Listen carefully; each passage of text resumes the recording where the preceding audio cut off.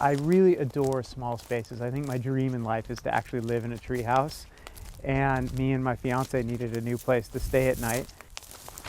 So this is my latest creation. What this was a few months ago was a tool shed, and I dressed it up to try to make it as pretty as I could. I sheetrocked the interior, put cedar shingles on the outside, and built a deck off of it. And I made this pergola here, and it just didn't look right to me. And so finally I got desperate, and I looked in an old book and I found this woven cedar Japanese fence detail. I thought that it was going to be a huge pain to reproduce, but then we got in there and we started building them, and it's one of the easier things I've ever built. It took us just a couple hours to make these privacy fences all around the deck, and it really makes the structure. And it also makes it for a fraction of the materials of what a regular fence would consume.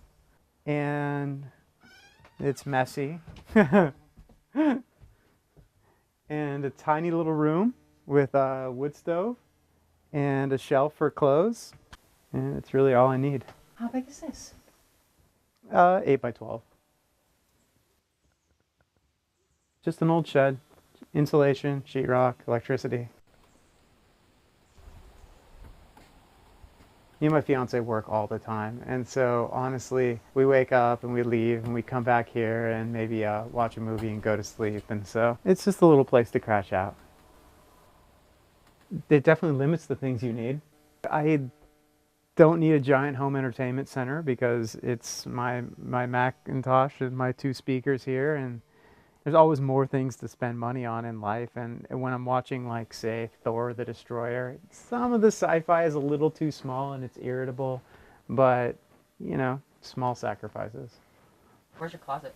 Closet? Shelves. You will notice everywhere in all of the structures I build that there are no closets, and there's a reason for that. Is because closets are inevitably filled with crap that you don't need and will never see again. And so when you build things with open shelves, you have to look at it, and it makes you think about what you have, and it also tends to keep the space tidier, which it's not right now. Under the bed here, I have storage. I have a dirty clothes bin, camping gear, sleeping bags. There's actually a ton of storage underneath here. And as far as energy consumption, just a handful of firewood, and this place is at 90 degrees for 12 hours. What this is a small Morso squirrel stove, and it's actually dramatically oversized for this space. This stove is designed to heat a space 10 times this size. But the reason that we got it is because currently all of the stoves on the market that are designed for small spaces are sold at a premium that's ridiculously overpriced, and you can actually get a stove like this for much cheaper. It fits the space. It's small and attractive, but a smaller stove would be even better. I just love this, you know.